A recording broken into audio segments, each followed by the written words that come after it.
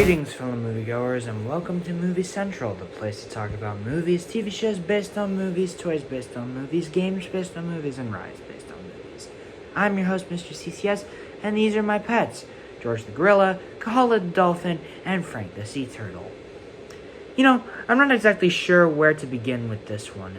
All I can say is that we're here to talk about a movie that manages to make me a lot angrier than one would expect, though no longer as much as it did a while back. Regardless, seeing as how I have a job to do, I have to delve into this movie and see what really made it as controversial as it was back in 2001 and as polarizing as it is with fans today.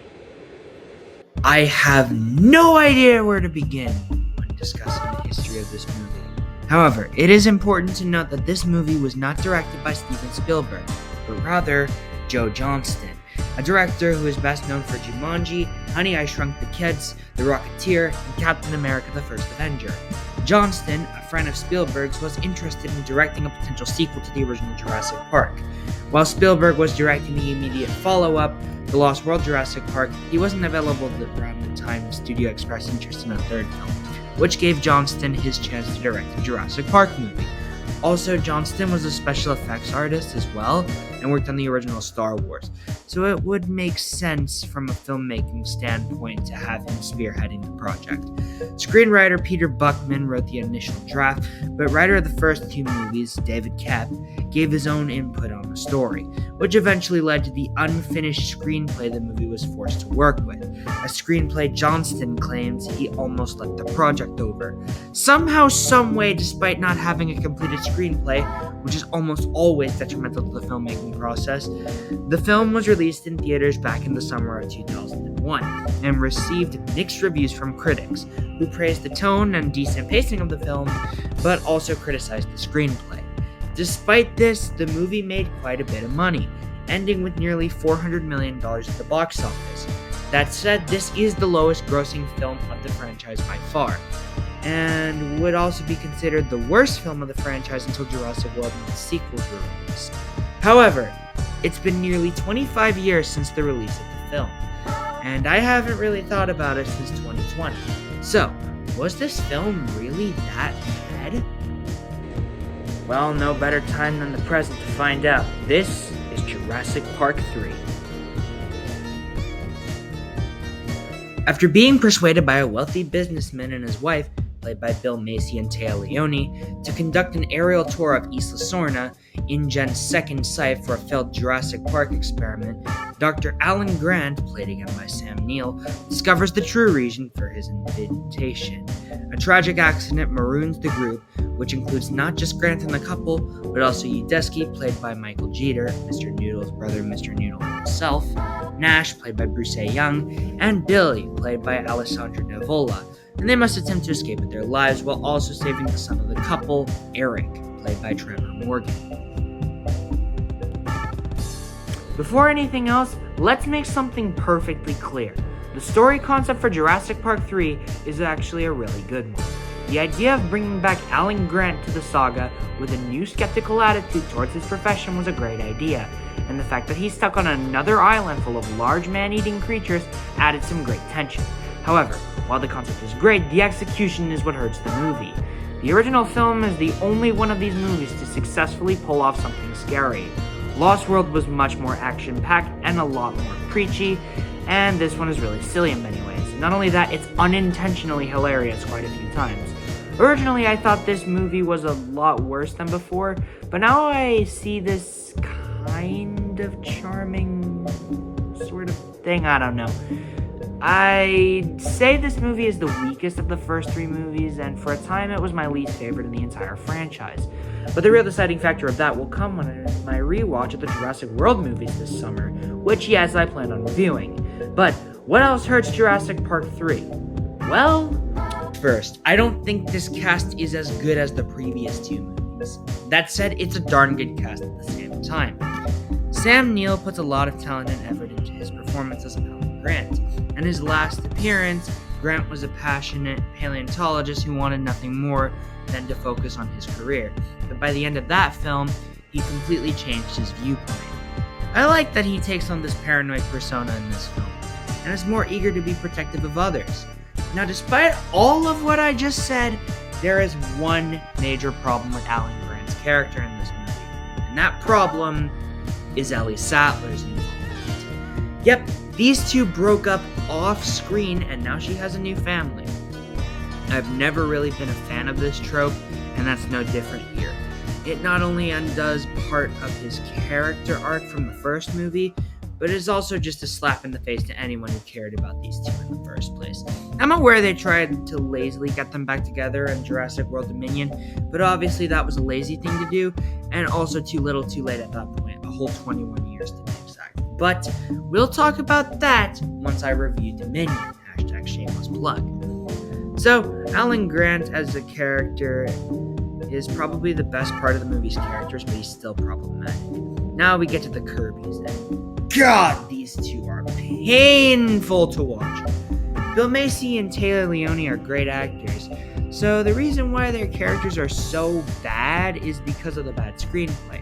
They do their best with the material, but even they couldn't make these characters come off as competent. Their son, Eric, honestly, the biggest plot hole of the movie, and a character I couldn't stand seeing. How on earth do you expect me to believe that a 12-year-old boy survived an island full of dinosaurs on his own when the professional hunters are killed off in an instant? See, this is the problem with an incompetent and incomplete script.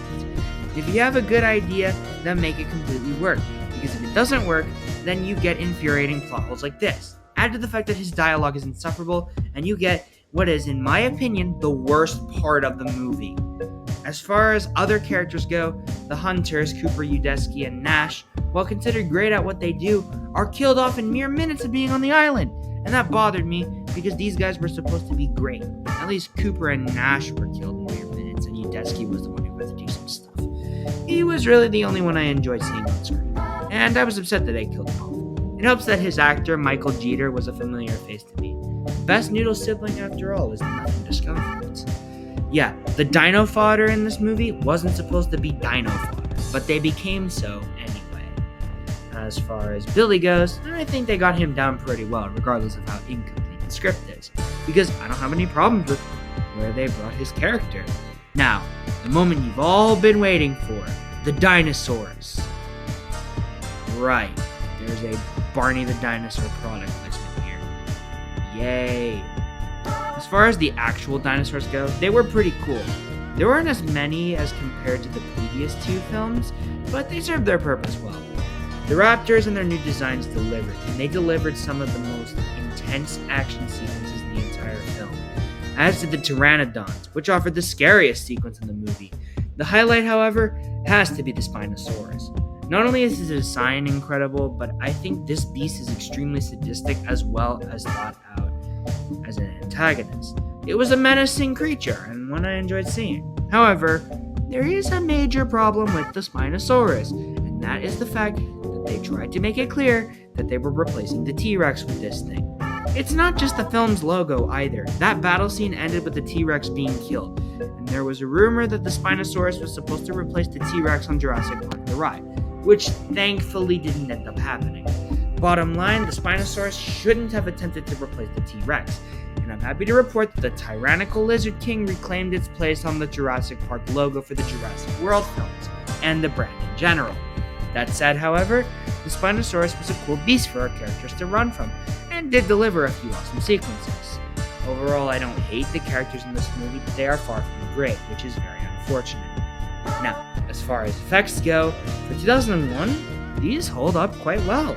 The practical dinosaur effects always look great, and the CGI still looks just as good as it did back then. Add to that the pyrotechnics for the finale on the boat were pretty freaking neat, and the movie's sort of timeless look is just great. I mean, I like it a lot. As far as the score is concerned, it was composed by Don Davis, best known for the Matrix films. I think Davis did a great job in replicating the signature John Williams style, but he is far from the maestro in regards to quality. That said, he still did a decent job with the score, so I can't complain too much. Finally, we have the tone. And this movie didn't scare me. Yeah, the first film did, and parts of the second film did. This one just didn't. There's the occasional scary scene, such as the Pteranodon sequence in the finale, but most of the time I'm not scared of what's happening. There was one scene that I believe was supposed to be scary, but ended up with me laughing. And I'm not the only one that laughed at the scene either. I've heard other people have. That scene, of course, was the talking raptor scene. That was so unimpressive. It really hurt the movie, and it always ends with me laughing because of how ridiculous it is. So, overall, Jurassic Park 3 is a bad movie. It doesn't do well in regards as a sequel, and it doesn't hold up on its own either. Originally, I ended up giving the movie a 3 out of 10 due to its shortcomings. However, having reflected on it, it's not as bad as I once thought it was. It has some great scenes, the effects are amazing, and the music holds up quite well. The dinosaurs can be great, and I liked Alan Grant, Udesky, and Billy as characters. So I'm going to play nice here and give the director, actors, and production team the benefit of the doubt with 2 extra sympathy points, which leaves the movie with a score of a 5 out of 10. That's all I really have to say. I feel so bad for bashing this thing over and over again. But if I have to, then I must. It's my job to review, and that's what I'm going to do. So, tune in next week when hopefully I look at a movie that I don't have to bash. With that said, my name is Mr. CCS. These are my pets.